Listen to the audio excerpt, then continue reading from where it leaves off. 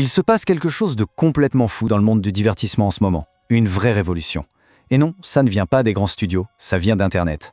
Aujourd'hui, on va voir comment une bande d'artistes passionnés est en train de faire trembler sur ses bases un système qui a plus de 100 ans. Ça peut paraître un peu fort dit comme ça, mais c'est exactement ce qui est en train de se passer. On assiste à un vrai choc des titans.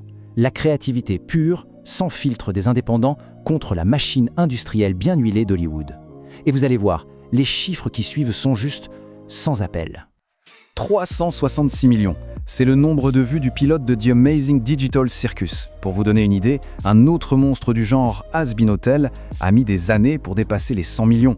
On n'est plus du tout dans une niche là, c'est un tsunami culturel, la preuve qu'il y avait une attente mondiale énorme pour ce genre de création.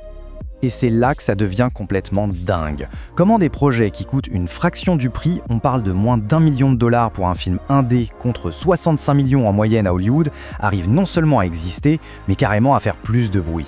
Pour piger ça, il faut soulever le capot de la machine hollywoodienne. Alors, allons-y. Le modèle des studios. Il faut bien comprendre un truc. Ce n'est pas d'abord un processus créatif, c'est une industrie. Et l'objectif numéro 1, c'est de minimiser le risque au maximum. Chaque étape ici est calculée, analysée. Avant même que la moindre caméra ne tourne, des armées d'experts ont déjà prédit si le film sera rentable ou non. L'idée, ce n'est pas de faire le film qui doit être fait. L'idée, c'est de fabriquer un produit financier qui rapportera le plus possible. Et cette citation d'un pro de l'industrie le dit cash. La créativité, c'est un outil, pas le but. Le but, c'est le profit. C'est froid, c'est cynique, mais c'est essentiel de comprendre cette logique pour voir à quel point le modèle indé est différent. Un des outils préférés de la machine, c'est la sous-traitance. En gros, un gros studio comme Avantcat pour Has Been Hotel va dire à un plus petit studio d'animation « Voilà un budget fixe, tu me fais l'épisode et tu ne dépasses pas d'1 centime ». Ça met une pression monstre sur les équipes créatives et c'est tout l'inverse de ce qu'on va voir maintenant. Bon, maintenant, on oublie tout ça. On passe de l'autre côté. Chez les indépendants, c'est une toute autre philosophie. Ce ne sont pas les comités qui décident, c'est la vision d'un créateur et surtout le soutien de sa communauté. L'histoire de Has Been Hotel, c'est l'exemple parfait. Pas d'études de marché, rien, juste un pilote posté sur YouTube.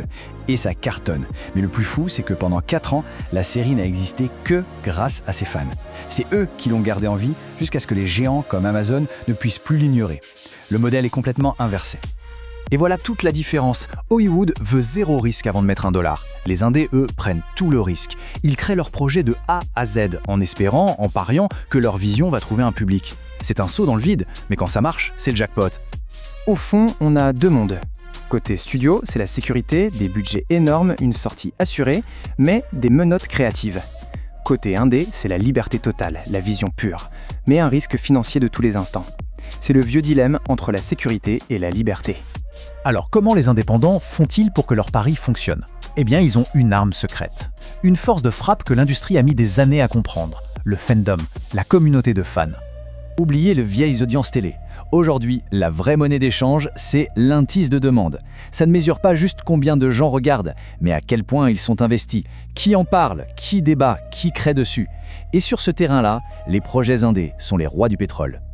Ce chiffre est juste ahurissant. Has Been Hotel a un indice de demande 74 fois supérieur à la moyenne des séries dans le monde. C'est tellement énorme que c'est entré dans le Guinness des records.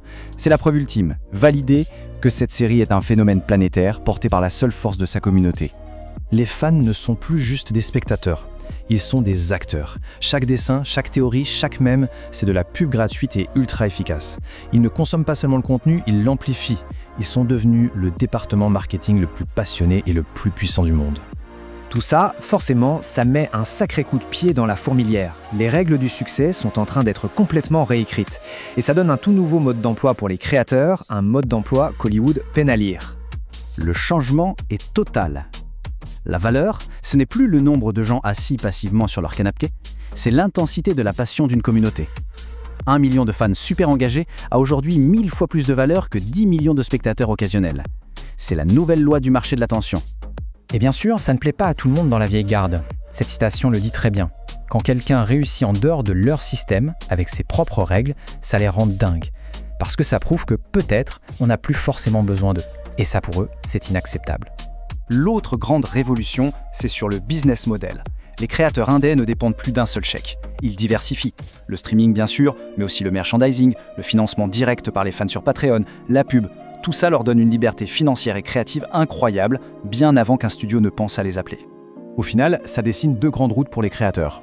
Soit la voie Has-Been Hotel, on utilise sa popularité sur le net comme tremplin pour signer avec un géant, soit la voie Digital Circus. On reste son propre patron, on garde le contrôle total et on construit son propre empire. Et la bonne nouvelle, c'est qu'il n'y a plus une seule et unique recette pour réussir. Ce qui nous amène à la grande question. Est-ce qu'on assiste à la fin du règne des gardiens du temple, ceux qui décidaient de ce qu'on avait le droit de voir? Est-ce que le futur appartient maintenant à ceux qui savent rassembler une tribu de passionnés? Si c'est le cas, alors ce n'est pas juste un petit changement, c'est peut-être la plus grande révolution que l'industrie du divertissement ait jamais connue.